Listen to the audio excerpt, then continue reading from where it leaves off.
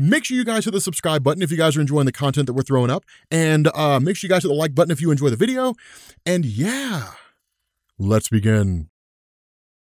Okay, too powerful for Marvel movies, Apocalypse. Now, in order to understand the nature of Apocalypse, we have to kind of understand how mutants work in Marvel Comics. So, for those of you guys who are new to Marvel, if all you've ever seen is movies, then all you really know is just the concept of mutant, right? So there's just like mutants and non-mutants, and that's it. The reality is that mutants aren't like overly convoluted, but there are different quote-unquote levels of mutants, right? So there isn't really a power hierarchy here, but we're just gonna kind of start with proto-mutants, right? So like they're not the most powerful ones, they're just a group of mutants. So the idea here is that in the early days of humanity, you had the Celestials who showed up on Earth, right? Like the celestial beings. And they created the Deviants and they created the Eternals. And then they modified the genes of baseline humans. And they said somewhere along the line, those genes are going to activate. When? We don't know, but like we'll be back when they do, and just make sure you guys are okay. Anyway, what ends up happening here is somewhere along the line between the time that Selene popped up and the time that Apocalypse arrived, and there were proto-mutants. And what this means is that these mutant genes activated in like a small subsect of humanity, and then by whatever manner, whatever means, they were wiped away. Now, the only proto-mutant that's left is a guy named Gabriel Shepherd, and he can do all kinds of cool stuff. But aside from him, there are no more proto-mutants. They don't exist. Following them, then you have the birth of Selene. Now, Selene is what we call an external. The idea behind Selene and the externals is that Selene is essentially like a life force vampire, right? So like she has to absorb the life force of other people in order to keep herself alive. But she's been around for like 10,000 years, so she's been doing a pretty good job of it so far. Now, with regards to externals, these are mutants who are legitimately immortal with the exception of being killed through physical contact. It basically means that shy of having their heads cut off the way that Gideon got his head cut off by Cable, they'll live until like the universe ends. Immortality is kind of a finicky thing. Anyway,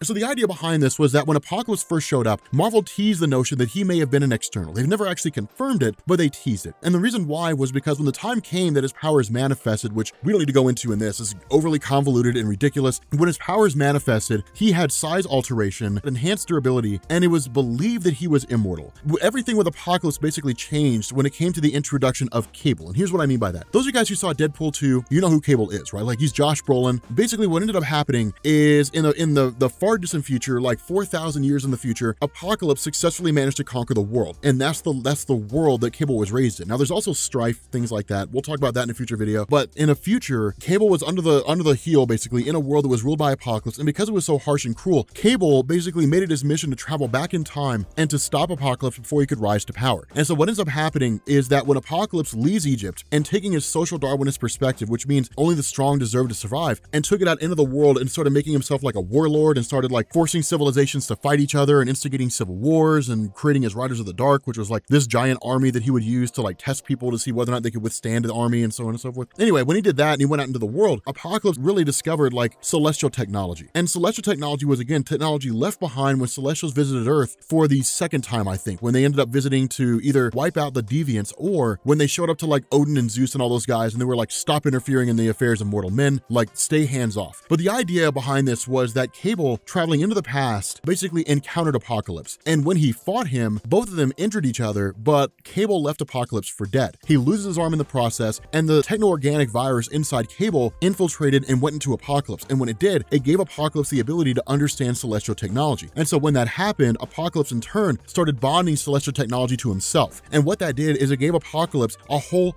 host of powers and made him virtually indestructible. Now, Apocalypse cannot warp reality, and Apocalypse has a huge caveat that we'll get to here in a second, but he cannot warp reality. However, what he can do is he has telepathy, he has telekinesis, he can grow and shrink to any size, he can give himself any superhuman power whatsoever, so super strength, energy projection, all kinds of different stuff. He can increase his own durability, which means he can make himself denser. I mean, he can do all kinds of stuff. Like he's a science genius. It's crazy the kind of power he possesses. Apocalypse is so powerful, the X-Men have never actually been able to defeat him. Because of this, what ended up happening here is Apocalypse went forward and took his social Darwinist perspective with him, but started like manipulating everything around him that he saw and like fighting off against people and then creating horsemen. And these horsemen would basically be individuals who would have powers imbued to them if they didn't have powers, or if they did have powers, they would be restructured and reworked in order to make them conducive to the goal of Apocalypse. So say that Apocalypse shows up in the Marvel Cinematic Universe, right? Like sits down to the MCU and says, okay, I am here now, and now now I want to face off against the Avengers. I want to conquer the world. Or at the very least, he would say, I want to test the world and see whether or not the world is worth, whether or not it's worth being allowed to live or anything like that. I want to see who the worthy are. And so what he would do is he would look at the landscape and he would say, okay, there are these superheroes who exist in New York that show up and basically fight against various threats and so on and so forth. They fought that guy named Thanos. He's giant and purple. I'm not going to fight him because he could probably destroy me. Yes, he definitely could. Let us stop the argument of Thanos versus Apocalypse. Thanos would win. So what would end up happening here is he would say, okay, I'm going to take the Avengers, but he wouldn't just do it based on power. Instead, what he would do is he would analyze every facet of them. So like what their abilities were, whether or not they had any real measure of heart, different things like that. Like it's a full testing, right? So it's not just powers, because there's a lot of powerful people out there who suck. And so he would say, okay, like we're going to look at them in their entirety and we're going to like try to find a way to basically ensure that I could win. So what he would do is he would take Captain America, most likely. Like Captain America would become a horseman of death.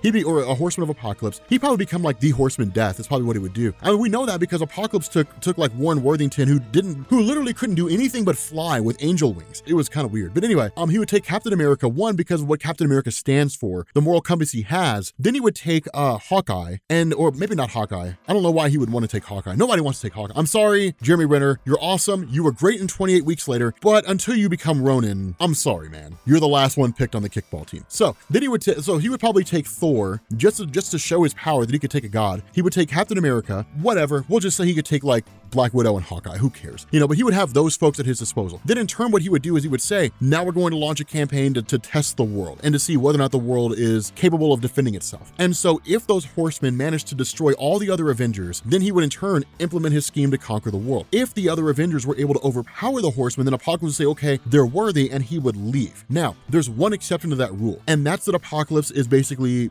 dying, quote unquote. And when I say dying, I mean his physical body's dying, right? Like Apocalypse does have a spiritual essence, and that spiritual essence is kind of what ties into all the abilities and everything that he has. What Marvel explained really during the crossover where he kidnapped Nathan Summers is that Apocalypse basically burns out his body. So he's like X-Men Nate Gray, where like he burns out his physical bodies because his power is just so extreme. And so what he has to do is jump from one host body to the next in order to maintain his power. Now, what ended up happening here is when that was revealed, it was Marvel's kind of statement that like Apocalypse can always come back. And so what he'll do is he'll basically try to put his spiritual essence into a being who's sufficiently powerful. Now, there are people who can sort of overpower the spiritual essence of Apocalypse. X-Man Nate Gray is a really good example. But so could someone like Franklin Richards, different people like that. Like if they're cognizant of what's going on, due to their vast amount of power, they can just overpower and push out the spiritual essence of Apocalypse. But if this was an instance where Apocalypse had reawakened and he had shown up and he had basically said, my purpose of doing this is because like I need a new body, he would not create horsemen. What he would do is he would show up and then just like crush all the Avengers and then say like, I'm going to take the body of the most powerful one of you, probably the Incredible Hulk. I'm going to put my spirit in it and I'm going to take over the entirety of this body. Now, with the Incredible Hulk, it gets a little fuzzy. One, we've never seen Apocalypse try that before, but two, it's not an easy thing to do because fighting the Incredible Hulk in his mind, as we've seen with Devil Hulk and all that kind of stuff, fighting the Incredible Hulk in his mind is just as difficult as fighting the Incredible Hulk in the physical world. So it's not an easy thing to do, but he would take the body of somebody who could basically withstand the vast amount of energy he has, which would likely be the Incredible Hulk or Thor, and then in turn, like go forward doing whatever it is that he wants to do. So again, it depends on what it is. Now, if that were the case, if the idea was he was just trying to find a new host body, well, all the Avengers have to do is just hold him off, because usually Apocalypse will do that with the intention of transferring the body immediately, which basically means that like he's running short on time. So the idea here is that if Apocalypse were looking for a new body, he would just show up on his own, he would face off against the Avengers, and he would decide which one could hold all his energies, which would probably be the Incredible Hulk. He would wipe out the rest of the Avengers, he would subdue the Hulk, take him over, and then transfer his consciousness into Hulk's body, which in turn would wipe away the Banner and Hulk personas and leave only Apocalypse in his place in charge of the infinite strength that the Incredible Hulk has. That's the only real caveat. Now, because that's the case, and because Apocalypse, despite all of his abilities, is not like all powerful and cannot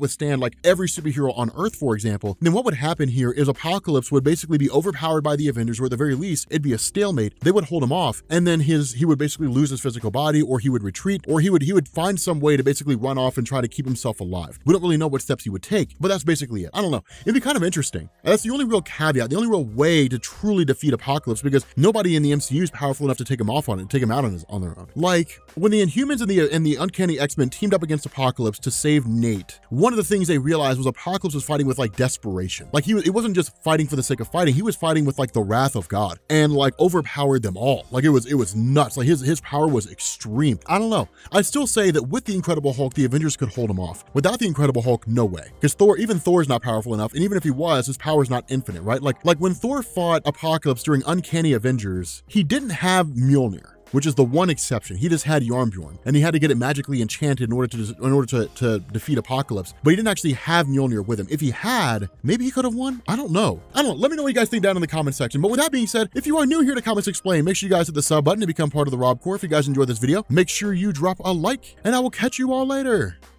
Peace.